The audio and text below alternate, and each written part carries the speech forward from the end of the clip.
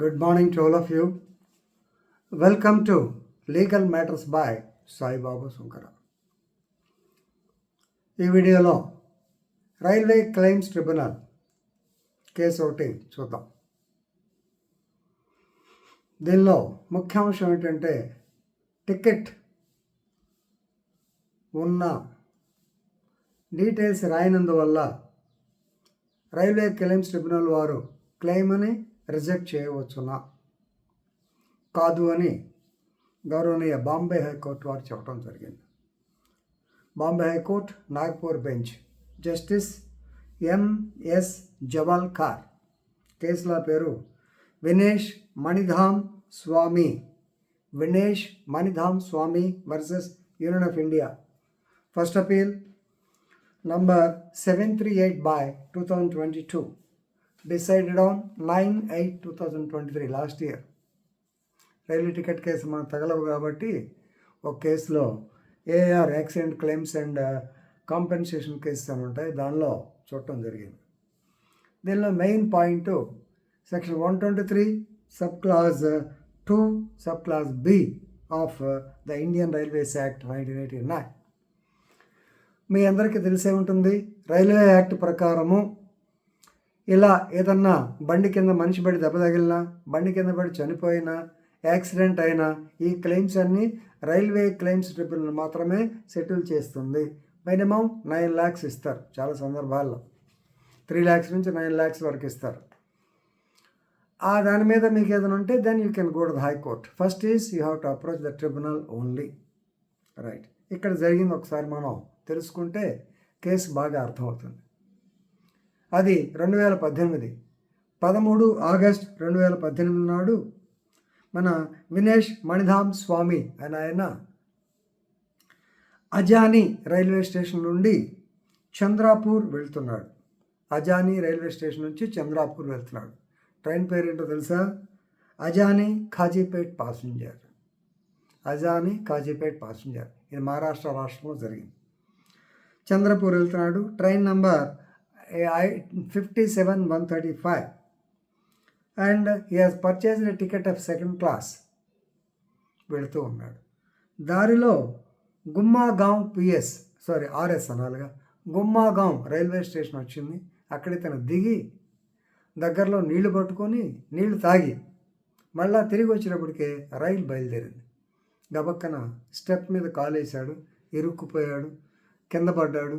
దాదాపు రోలింగ్ ఒక 100 మీటర్ల దూరం, అంటే ఇలా రోల్ అవుతూ పడిపోయాడు.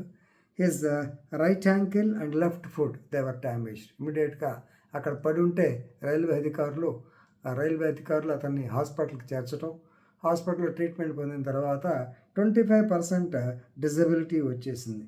రైట్ యాంకిల్, లెఫ్ట్ ఫుట్ రెండు దెబ్బతిన్నాయి. రైట్, సో దీని మీద ఇతను రైల్వే క్లెయిమ్స్ ట్రిబ్యునల్కి వేసుకున్నాడు. నేను పలానా రోజు వస్తున్నాడు 13/8 ఇలా జరిగింది అని చెప్పి అంటే, రైల్వే వాళ్ళ డిఫెన్స్, మన అడ్వకేట్స్గా ముఖ్యంగా మీరు తెలుసుకోవాలి. రైల్వే వాళ్ళ డిఫెన్స్ చూడండి. Number 1, he has no valid ticket. ఇక్కడ చిన్న మిస్టేక్ జరిగింది, లాస్ట్లో డిస్కస్ చేద్దాం. దర్యాప్తు అధికారి చేసిన పొరపాటు. Right, he is not a bona fide passenger because he doesn't have a valid railway ticket. Second, a platform మీద వాటర్ పంపే లేదు. మూడోది, అతను అక్కడ పడంగా ఎవరో చూడలేదు, ఎక్కడో కింద పడి ఉంటే, అంటే ప్లాట్ఫామ్ చివరిలో పడి ఉంటే ఎవరో రైల్వే అధికారులు చెప్తే వచ్చామని చెప్పండి. దీంట్లో ఏది కరెక్ట్? రైట్, తర్వాత దీని మీద సరే కింద కోర్టు రైల్వే ట్రిబ్యునల్ అఫ్కోర్స్ అంటే వాళ్ళది కాబట్టి అనుకోవాలి, ఏదైనా సరే అతను బోనఫైడ్ ప్యాసింజర్ కాదని చెప్పి, ఎందుకంటే టికెట్ ప్రూవ్ చేసుకోలేకపోయాడు కాబట్టి అతనికి కాంపెన్సేషన్ ఇచ్చేది లేదు అని డిస్మిస్ చేశారు. దాని మీద బాంబే హైకోర్టు నాగ్పూర్ బెంచ్కి రావడం జరిగింది. ఇక్కడ మెయిన్ పాయింట్ ఏంటి? No mention of the ticket, details of the ticket in the spot panchnama conducted by a railway SI. ఆ అమ్మాయి ఎవరు? గీతా నాగదేవి. ఆవిడ పేరు గీతా సంతోష్ నాగదేవి. ఆవిడికి అది ఫస్ట్ కేసు, ఆ అమ్మాయికి అది ఫస్ట్ కేసు. సో దాంట్లో ఆవిడేమి రాసింది?